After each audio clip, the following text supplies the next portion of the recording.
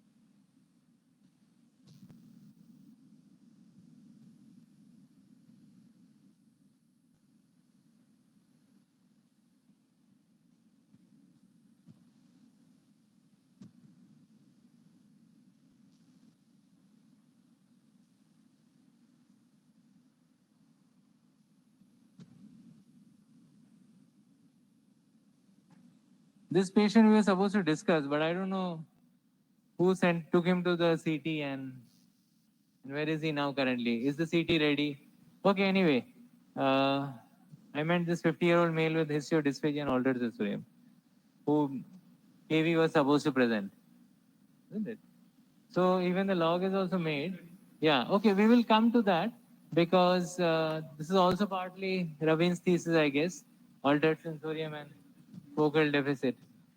Yeah, yeah. So okay, let us see. This is whose? Yours. So you are looking at what? What is the aim of your project? Okay, what are the patient characteristics which are supposed to come to you? Like what problem are they having?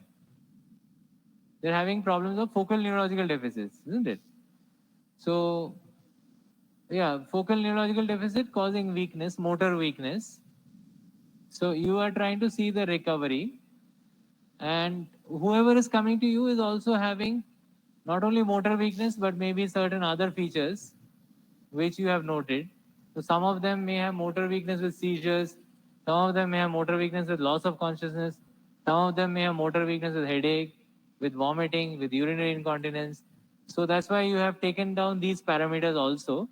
But in the first case, as you have noted, the first patient did not have any of those other ancillary problems. Like she did not have seizure, headache, she had vomiting, did not have urinary incontinence, no aphasia.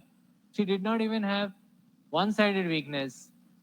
She did not have cranial nerve weakness. She did not have cerebellar weakness. No ataxia. Can we go to that side? To the right? Yeah. She did not have cross hemiplegia. She had hypertension. She had diabetes. She did not have any other risk factors like smoking, alcohol, dyslipidemia, carotid bruit, previous stroke, obesity, LVH, physical inactivity. But where is the weakness? She didn't have weakness also.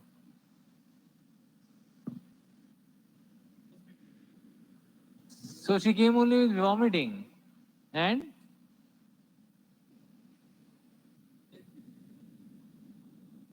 okay, vomiting and generalized weakness.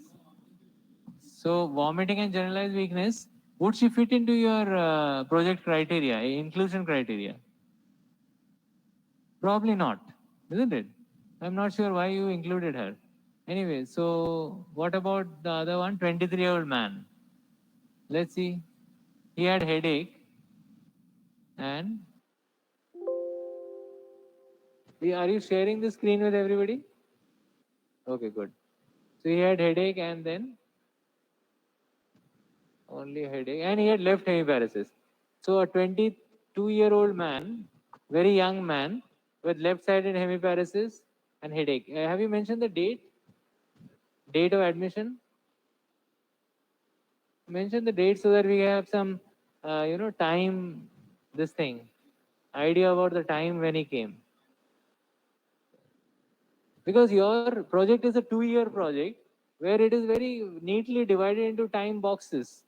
Like you started on somewhere on 2020 end and you're going to end somewhere on 2022 end. isn't it? So that time frame is made up. Okay, so he had left hemiparesis, seventh cranial nerve also transient. That recovered very quickly. But where are your outcomes? You're not mentioning anything. You have to have a column of outcomes also, because that is. Oh, that is okay. This is your master chart where you have to enter all the. And where are the entire log of this patient? Let's see. So there also we can see the outcomes. It is supposed to be linked in this, isn't it? So that when we are seeing, we'll just click and we'll enter, and there we can know everything. Here we are knowing the summary, all in one place.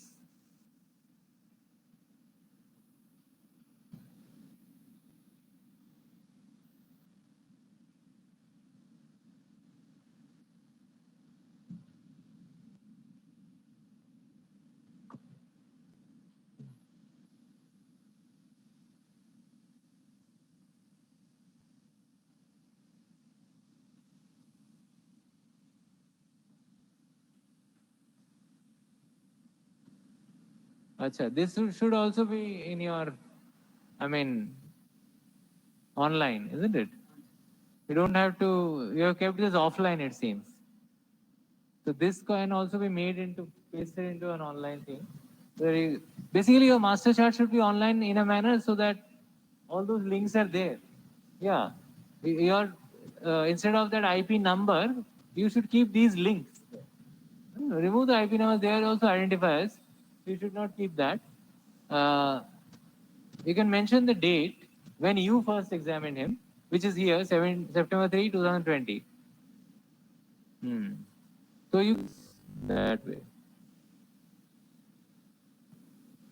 Yeah, so we are going to the detail of your patient now to understand as to how much we can gain from your project, which is basically studying the recovery of motor weakness. That is one of the focus. We can find out some other theme also probably when we go into the details. So 11 months back he was asymptomatic. Then he had 4 episodes of left-sided weakness.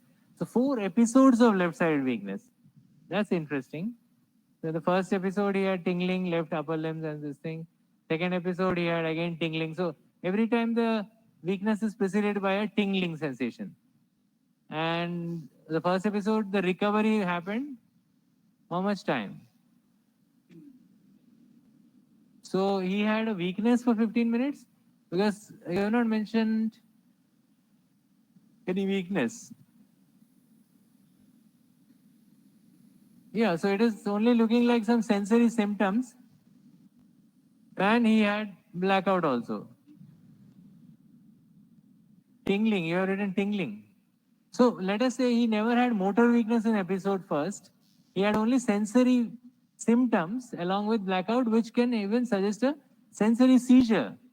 Basically, it's not a motor seizure, but a sensory seizure. He was having a seizure and it was only sensory. And that's why he had a blackout, because when the seizure from focal it became generalized, then he lost his consciousness. Now, episode 2 also he had a sensory seizure where he had some tingling sensation in his left upper limb and lower limb. But then you haven't mentioned whether he obviously he did not have any loss of consciousness here, which means this was a partial sensory seizure. So the previous one was a partial sensory seizure with secondary generalization. This second one was a partial sensory seizure alone, without secondary generalization. Third episode, he had the same problem of a partial seizure. He did not have any secondary generalization. And fourth episode, on the presenting day means when he presented to the hospital. So he was talking on his phone. Sudden, again, everything is sensory all the time when it starts. Sudden onset of tingling sensation in left upper limb. Yeah, then he lost his grip on the phone. Rapidly to the left lower limb. Patient could not bear his weight on the left lower limb. He was walking towards her, dragging his left lower limb, taking support with right hand. She also observed deviation of the mouth to the right side, which means left-sided hemiparesis. So he had a left-sided hemiparesis But this was almost like a seizure.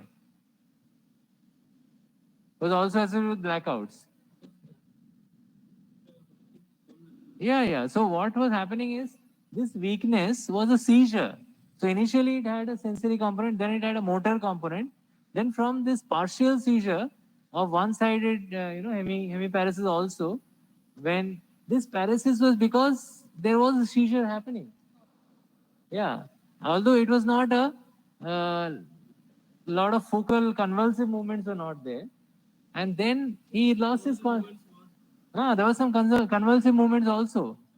So this was basically a seizure going on, and then he had a blackout, which means it became generalized. The entire cerebral cortex was taken over by this hypersynchronous discharge. So that is what. So he is having recurrent seizures essentially. Then he went to some hospital where they gave him serum potassium chloride, which is basically a placebo in this case. And when he came to us, he had left upper and lower limb weakness. That's the involuntary movements. The right lower limb. Did you see that right lower limb movement? Was it like a seizure or it was like a seizure? So, so he had a left upper and lower limb weakness along with the right sided seizure. Acha. So that was a kind of a restless leg syndrome, something. Yeah, something like a cramp, and he had a restless leg syndrome kind of a thing. Okay, on the right side. So how? What was the weakness? Let us see. Right and left. So as per you, motor system, bulk, tone are normal. Okay, where is the power? Yeah, you are studying your thesis is power only. Yeah, what you should do is you should, capture all the data and put it there and update it properly. Hmm? Okay, let's go to the other case. Yeah, so we do not know what happened to him eventually. How is he now? Because he was here in September 2020. So what about him now? Yeah, what did it, don't show this. We want to see that. Yeah, so there's an infarct here. So what is it due to? Is it infarct or is it demyelination? We can't say. Multiple sclerosis, yeah. Exactly. Because still we can we be certain this is not a demyelinating, this is an infarct? How can we be certain? Like, what are the points, radiological pointers towards certainty, towards an infarct versus a demyelinating lesion? So this entire thing could be a demyelinating problem. But again, if it was just weakness, I would have thought demyelination. But if this is what we are witnessing now, like when we were there in the rounds, I can recall, I had thought it to be demyelination, but now that I'm reading this description of the episodes, it looks more like seizure. So seizure due to what? Is it because of this lesion itself? What is this lesion? What happened to this man now? Where is he? Uh-huh. Vascular diseases, vasculopathies, and jaundice and clot. wanted to evaluate Young onset. what was the reason for his infarct. But when he came, what was it like? What was the outcome? Like he was completely fine, sir. He was coming into OPD by walking himself without any residual weakness. How many days will In 1 week, sir. Because at the time of discharge only, he was completely So here fine. we have a patient who is having recurrent weakness and recurrent, he is becoming all right, isn't it? Waxing and waning course. So this is again very suggestive of a demyelinating lesion. Or it could be even a vascular where you have an arteriovenous malformation. So AVM and multiple sclerosis, these are important differential diagnosis. So, so how do we diagnose AVM? I think that's what you were planning to find out. So what did we do for that? Huh. It doesn't suggest you of any AV malformations. That too in this young onset, you should. We can try for any vascular diseases. So that is not vascular disease. What they're talking about is blood disorder. Blood disorder causing thromboembolic phenomena.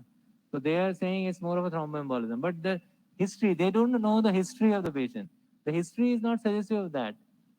Is he having recurrent thrombosis, recurrent thromboembolism? That's also not suggestive. If it is, then you have to look for his heart, whether there is any thrombus in his heart anywhere. That's the commonest source of thromboembolic disease. So what is his heart like?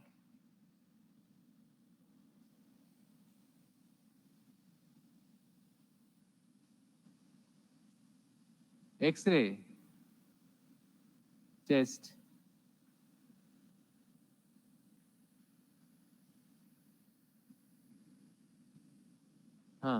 So on the echo, it looks normal.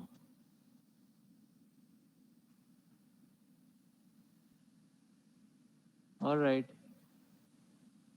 So ultimately, it still remains a mystery as to why he is having all this, isn't it? And what happened to him after that fourth episode in September 2020? He never had any other episode. So when did you see him last? Okay. Okay, and he's perfectly normal. Okay. So essentially, if in this thesis project, in this case, um, so what all you could see that he had recovered, and he also had seizures. So there's a lesion there, and we are not sure as to what the lesion is. We think it may be an infarct. It could be a demyelinating lesion, and his problem has settled. So this is what you're left with, isn't it? In this particular case. So when you go on with many more cases like this, then you will reach a kind of a consensus on a proper theme as to what is the focal neurological deficit with what kind of outcome. So here you have shown us the outcome, and you have shown us what is the source of the, basically outcome is also an event, and the disease is also an event. When the disease came for the first time, those events you have told us, and the outcome events you have told us. Now you have to see the correlation between not just this only one case, but so many similar cases, isn't it? So can we pick up randomly another one?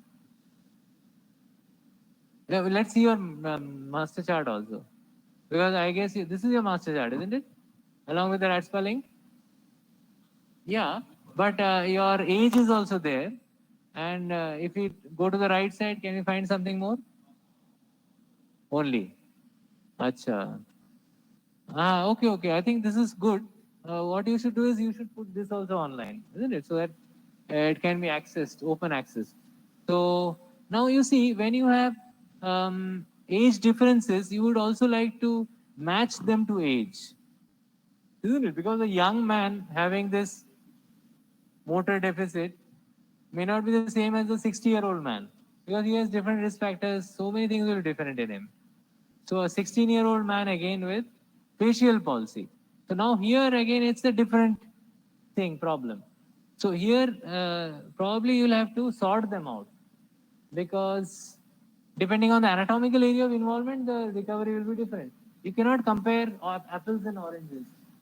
You cannot compare a facial nerve with an internal capsular lesion, isn't it? We can't compare this thing with the internal capsular. Yeah, you'll have to sort them out. Currently, you are gathering everything, just like mild, moderate, severe COVID. You'll have to sort them out into those boxes. So this is a single cranial nerve event, isn't it? So do you have any other single cranial nerve event like this? Yeah, let us see.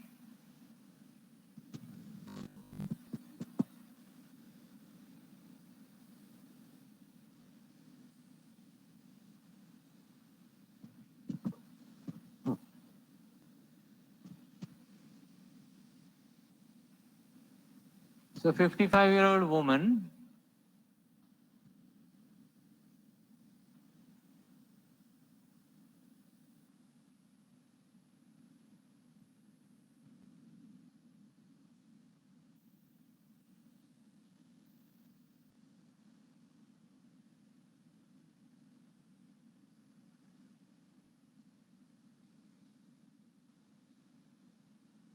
Can we compare the recovery of the third nerve with the seventh nerve?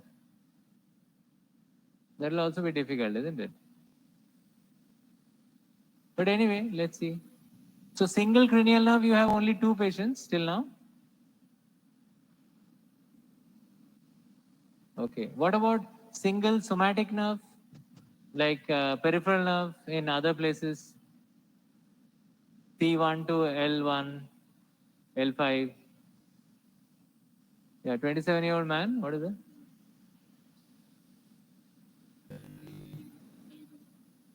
Uh-huh.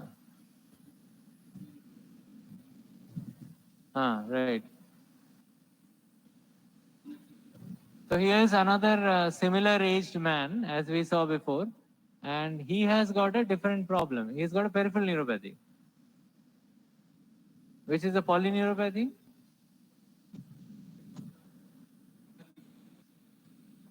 Ah. He also has a waxing waning pattern. Ah. Acha.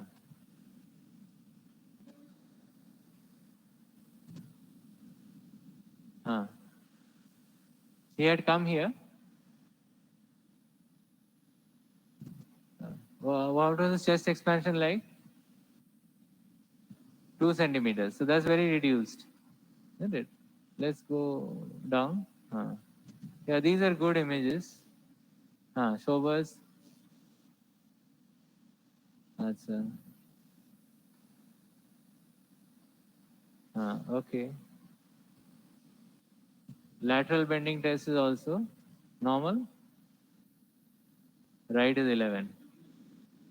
So what we are essentially seeing is the inflammation of the ligaments and probably fibrosis, which is restricting his movements, isn't it? So all a feature of spondyloarthropathy, yeah. Ah. And we found that his sensory nerves are also involved. Median and ulnar CMAP amplitude was reduced. Hmm. So what was the evidence of motor weakness? Can we see that? Okay. Objectively, was there any motor weakness in your power was 5 by 5, isn't it? So transiently he was having these intermittent episodes.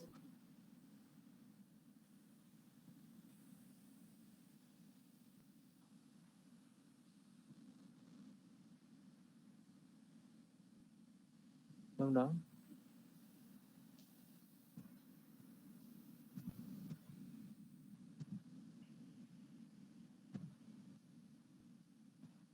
Hmm.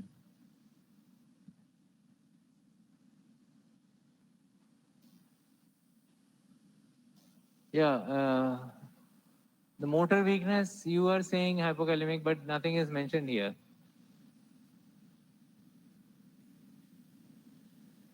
Yeah, we need to go through that, isn't it? Okay. Let's see some other patients. How many have you collected till now? Okay, good. Hmm. Okay, let's see the age matched people. Let's see only the 20-year-olds. Okay. See, one way to match them would be in your thesis or project, young onset by age, just by categorized by age. So, because you have shown us all the young people till now, one 20-year-old man with recurrent hemiparesis, another 20-year-old man with recurrent sensory problems and also motor problems, which we are not very sure. One looks like a peripheral neuropathy. That previous young man looks like a internal capsular lesion, along with seizures as well. Now, can we see the other young people? 26F. He doesn't seem to have anything. But go to the right and see. Yeah, there is something there. Altered sensorium, headache, and vomiting. So this looks more like a meningitis. So, let's go up. 2014. Bilateral hand joint, small joint pain. So she had arthritis also, and she was also told to have SLE in, where is NRI hospital? Is it NRI Medical College in Vijayawada? So this is from Vijayawada. So she had SLE, and 1 month since 1 month she had come to us with features suggestive of meningitis, isn't it? Headache, altered sensorium, again irrelevant talk, headache for 8 days. After stopping steroids, fever, low grade. So anybody who is on steroids will be prone to develop what kind of meningitis? Maybe tubercular meningitis, but of course she could be having a lupus, CNS lupus also. So to diagnose that, first we have to rule out other causes, causes other than CNS lupus.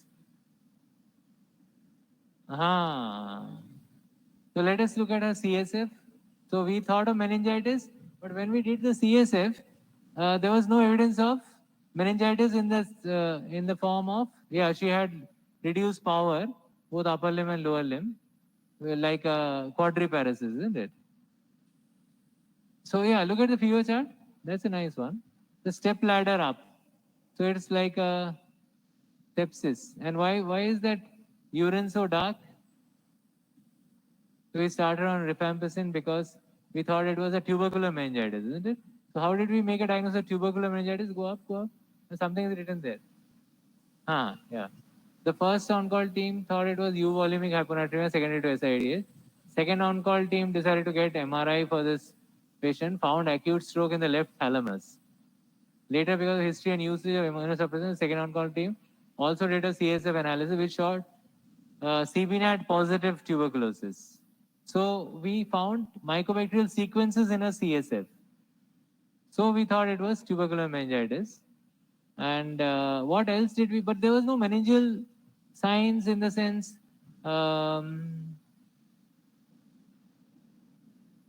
In the sense that in CSF, what are the meningitis signs? That will be increased WBC counts, isn't it? So did she have increased WBC count? No. All she had was reduced blood glucose. That was the only thing which was suggestive of meningitis in this case. Very interesting. So all the three young people that we have seen, all of them have very different causes of weakness, isn't it? Only hypoglycorrhea, that's the main thing. Counts were normal, isn't it? How much are the counts? Count is 3 cells. So 3 cells is not meningitis. But we did review the literature and we found that, yes, there can be meningitis even with low counts. And just hypoglycorrhea is probably pointing towards that direction. And the CBNAT positivity is again suggesting that there is a tubercular involvement of the CNS. And this is again because of immunosuppression, which she was receiving for her SLE. So how is she now? What is the follow-up?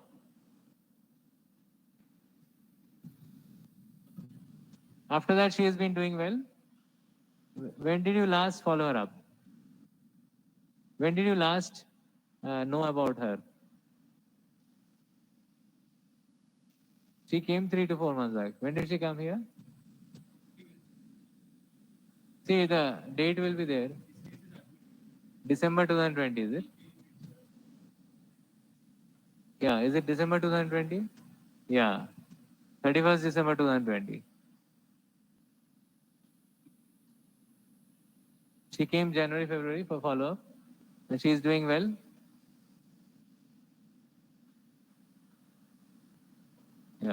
So you can even get one of the current UGs interested in this because she has got SLE, she has got a meningitis. So maybe they can even phone her up and find out how she is doing and what all happened. Add to this history possible. No? So let us go back to them. Are they there?